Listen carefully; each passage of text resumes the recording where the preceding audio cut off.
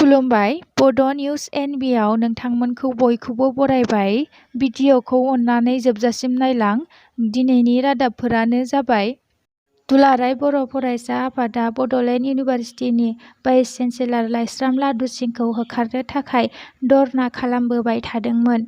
नाथाय बिथां प्रमद बर'आ बड'लेण्ड इउनिभारसिटिनि माखासे जेंनाफोरखौ सावरायलायनानै समाधान खालामनाय जागोन होनना बिथाङा बुंदों।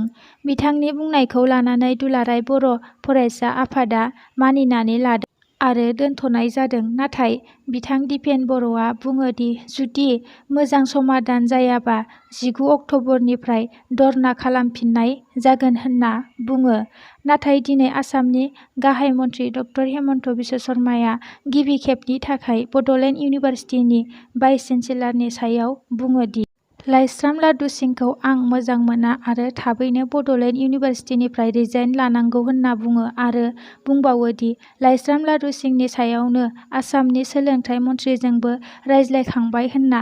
लाइस्राम लादु सिंआ नाथाय बड'लेण्ड इउनिभारसिटिखौ नागारनानै थाङाखै होननाबो बुङो। दिनै आसामनि मुंदांखा बक्सिं गेलेगिरि लभलिना बरग'हाइआ गुवाहाटी एयारपर्टसिम मोनफैबाय। मख'नो गोनांदि बिथाङा थांनाय चाइनानि हांजुंआव जानाय एशियान गेम्सआव 75 केजि केटेगरिआव गेलेनानै सिलभार मेडेल मोननो हादोंमोन। लोगोसेनो बिथांखौ जानो गोनां पेरिस अलिम्पिकआवबो सायख'नाय जाबाय। बिथांखौ गुवाहाटी एयारपर्टआव बरायनो थाखाय आसामनि एडमिनिस्ट्रेसन मेम्बारफोरा थुबुर जानानै बरायनायखौ नुनो मोननाय जादों। लोगोसेनो बिथां लभलिना बरग'हाइआ बुंबावो दि पेरिस अलिम्पिकनि थाखाय मोजाङै प्रेक्टिस खालामनो सम मोनोब्ला जोंनि आसामजों लोगोसे भारत हादरनि देरहासारनाय लाबोनो हागोन होनना।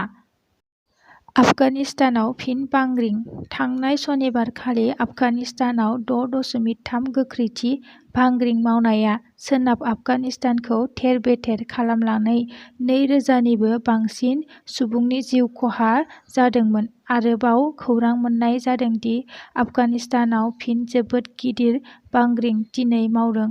बे बांग्रिंनि गोख्रैथिया 6.1 गोख्रैथिजों मावनानै गोबां न'-बां सिफायलांनायजों लोगोसे 900 निबो बारा सुबुंनि जिउ गोमादों होनना खौरां मोन्नाय जादों। जोबोद दुखुनि खोथा सानथामनि उनावनो बेबादि गिदिर बांग्रिं मावनाया।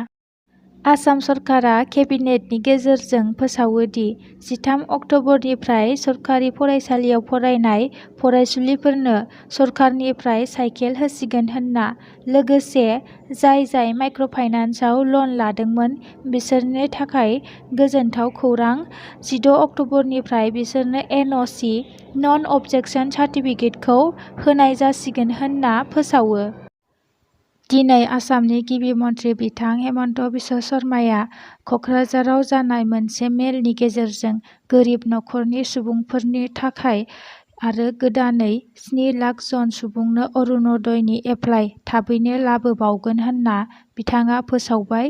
बेनिखायनो जायफोरा मोननो हायाखै बिथांमोना खौरां लाबाय थानाया गाहाम। लोगोसे आरो बे दानावनो 15,000 पस्ट भेकेन्सि दिहुनबावगोन होनना बिथाङा मेलनि गेजेरजों फोसावो। बेनिखायनो जायफोरा बे पस्टखौ नेना दंमोन मोजाङै फरायदो। दिनैनि रादाबा एसेनोसै। नोंथांमोना अननानै भिडिअखौ लाइक, शेयार आरो साबस्क्राइब खालामनानै होलां।